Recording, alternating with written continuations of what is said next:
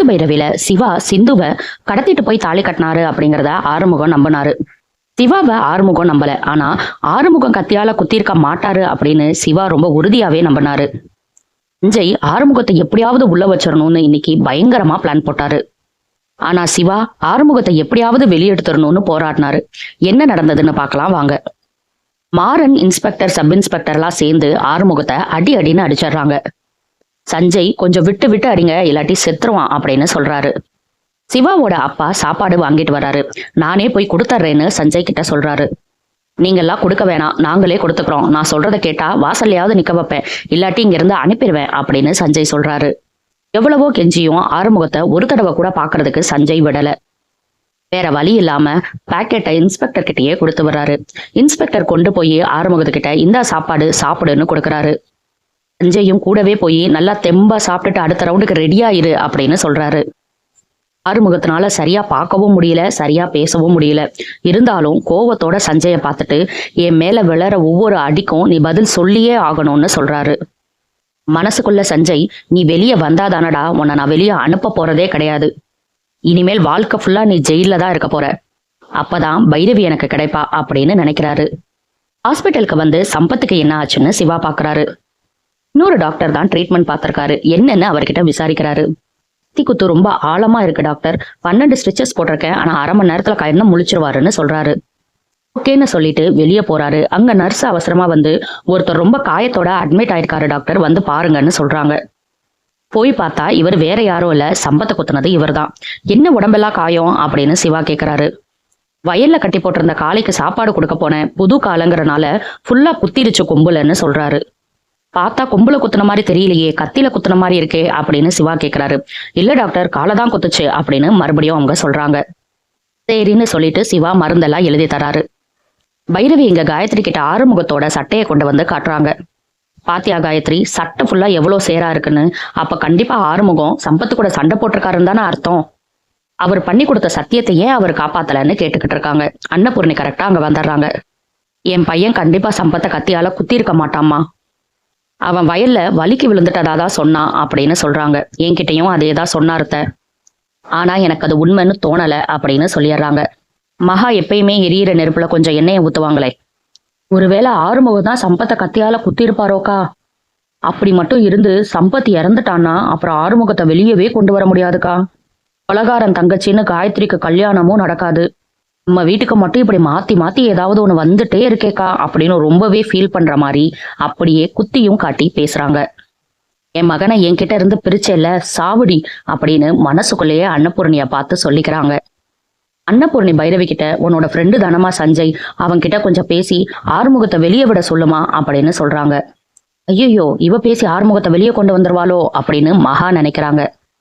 சஞ்சய் பைரவி கிட்ட இருந்து போன் வந்தோன்னே, என்னடா இன்னும் கால் வரலையேன்னு பார்த்துட்டேன், பண்ணிட்டா அப்படின்னு சொல்லிட்டு அட்டன் பண்றாரு. பைரவியும் சஞ்சய் கிட்ட ஆறுமுகம் சம்பத்தை கத்தியால குத்திருக்க மாட்டாருன்னு சொல்றாங்க. ஆறுமுகத்துக்கு மேல எஃப்ஐஆர் போடாம இருக்க முடியுமான்னு கேக்குறாங்க.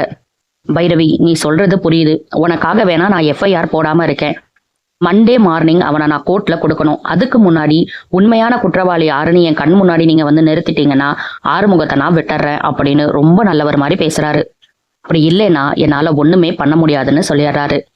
பைரவியும் சரின்னு சொல்லிட்டு ஆறுமுகத்தை கொஞ்சம் மரியாதையோட நடத்துங்க, அக்யூஸ்ட் மாதிரி நடத்தாதீங்கன்னு சொல்றாங்க. அவ்வளவுதானே, நீ சொல்லிட்டேல, உங்க வீட்டுல எப்படி பாத்துப்பீங்களோ அந்த மாதிரி இங்க பாத்துக்கிறேன் அப்படின்னு சொல்றாரு சஞ்சய். ஆல்ரெடி அடிச்சு தொங்க விட்டுட்டாரு, இதுக்கு மேல எப்படி பாத்துப்பாருன்னு தான் தெரியல. பைரவியும் அன்னபூர்ணி கிட்ட அதுக்கப்புறம் எஃப்ஐஆர் போட மாட்டேன்னு சொல்லிட்டாங்க, ஆனா நம்ம குற்றவாளியை கண்டுபிடிச்சே ஆகணும்னு சொல்றாங்க. மகா மனசுக்குள்ள சம்பத்தை குத்துனது யாருன்னு கண்டுபிடிக்கவே முடியாது, இனிமேல் ஆறுமுகம் எப்பவுமே ஜெயில தான் அப்படின்னு நினைக்கிறாங்க. காயத்ரி அன்னபூர்ணி கிட்ட ஏதாவது குடிச்சிட்டு செத்துறவா அப்படின்னு கேக்குறாங்க. காயத்ரியை சமாதானம் பண்ணி பைரவி கூட அனுப்பி வைக்கிறாங்க. மகா அவசர அவசரமா ரூமுக்குள்ள வந்து கதவை சாத்திட்டு எசக்கிக்கு போன் பண்றாங்க. நடந்ததெல்லாம் சொன்னோன்னே, நீ ஒன்னும் கவலைப்படாதக்கா, சம்பத் உயிரோட இருந்தாதானே ஆறுமுகம் வெளியே வருவான், அவனை எப்படியாவது கொண்டாடுறேன், நான் ஹாஸ்பிட்டல்ல தான் இருக்கேன் அப்படின்னு சொல்றாரு. ஐஸ்வர்யா வந்து கதவை சாத்திட்டு யார்கிட்ட பேசிட்டு இருக்க அப்படின்னு கேக்குறாங்க. எசக்கிட்ட தான் அப்படின்னோன்னு, அப்படி என்ன மாமா கிட்ட ரகசியமா பேசிட்டு இருக்க அப்படின்னு கேக்குறாங்க. உனக்கு என்னடி, நீ போய் படிக்கிற வேலையை பாரு அப்படின்னு மகா அவாய்ட் பண்ணிடுறாங்க. இந்த தடவை உண்மை ஐஸ்வர்யானால வெளியே வருமோ? தஞ்சை சம்பத்தை பாக்குறதுக்காக ஹாஸ்பிட்டலுக்கு போறாரு. சம்பத் கிட்ட விசாரிக்கணும்னு சொன்னோன்னே நேரா உள்ளேயும் கூட்டிட்டு போறாங்க. சிவாவும் அந்த இடத்துக்கு வந்துடுறாரு. அன்னைக்கு நைட்டு என்ன நடந்ததுன்னு விவரமா சொல்லுங்க அப்படின்னு கேக்குறாரு. சம்பத்தும், நான் நைட்டு 10 மணிக்கு ரோட்ல போயிட்டு இருந்தேன். அப்ப ஆறுமுகம் சாக்கு பையால என் மூஞ்சிய மூடிட்டு என்னை பயங்கரமா அடிக்க ஆரம்பிச்சிட்டான். கத்தியால வேற குத்திட்டான். என்ன நான் காப்பாத்திக்கிறதுக்காக என் கையில ஒரு சின்ன கத்தி இருந்தது, அதை எடுத்து அவன் உடம்பு ஃபுல்லா கீறிட்டேன் அப்படின்னு சொல்றாரு. இந்த இடத்துல சிவா யோசிக்கிறாரு. அப்புறம் நான் மயங்கி விழுந்துட்டேன்னு சம்பத் சொல்றாரு. மாறினதுக்கு அப்புறம் நான் தான் அதுக்கப்புறம் அந்த வழியா வந்து இவனை ஹாஸ்பிட்டல்ல சேர்த்தேன்னு சொல்றாரு. சிவா உடனே சஞ்சய் கிட்ட, "சார், ஆறுமுகம் கண்டிப்பா சம்பத்த கத்தியால குத்தல அப்படின்னு சொல்றாரு. எப்படி சொல்றீங்க டாக்டர் அப்படின்னு சஞ்சய் கேக்குறாரு. ஆமா, சம்பத்தே சொல்றாரு. அவர் கத்தியால ஆப்போசிட்ல இருந்தவரை கீரனதா சொல்றாரு. ஆனா ஆறுமுகம் உடம்புல ஒரு கீறல் கூட இல்லையே. அப்படின்னா அவர் குத்தலன்னு தானே அர்த்தம் அப்படின்னு சிவா கேக்குறாரு. பக்கத்துல இருந்த இன்ஸ்பெக்டரும் சஞ்சய் காதுல போய், ஆமா சார், நம்ம தான் சட்டையெல்லாம் கழட்டி பார்த்தோமே, ஒரு கீறல் கூட இல்லையேன்னு சொல்றாரு. மாறன் உடனே, அவனே பண்ணியிருக்கணும்னு கூட அவசியம் இல்லையே, ஆள் வச்ச கூட பண்ணிருக்கலாம்ல அப்படின்னு மாறன் சொல்றாரு. ஆறுமுகம் தான் குத்துனாங்கன்னு நீங்க இப்ப என்னன்னா ஆள் வச்சு குத்துறாங்கங்கிறீங்க. நீங்க சொல்றதே மாத்தி மாத்தி பேசுற மாதிரி இருக்கே. எனக்கு ஒரு நிமிஷம் டைம் கொடுங்கன்னு சொல்லிட்டு சிவா அங்க இருந்து கிளம்புறாரு. சஞ்சய் ஆனா மனசுக்குள்ள, சம்பத்த ஆறுமுகம் குத்துனானோ இல்லையோ, அவன் தான் குத்துனான்னு எப்படியாவது கேச போட்டு உள்ளேயே அவனை வச்சிடணும்னு நினைக்கிறாரு. சிவா சம்பத்த குத்துனவன் கிட்ட வந்து, இந்த கீரல்லாம் என்ன கீரல்? என்ன சார் நீங்க போலீஸ் மாதிரி இன்வெஸ்டிகேஷன்லாம் பண்றீங்க அப்படின்னு கேக்குறாரு. எசக்கியும் அதே ரூம்ல இவரை பார்க்க வந்திருக்காரு. சிவா வந்தோன்னு போய் ஒளிஞ்சுக்கிறாரு.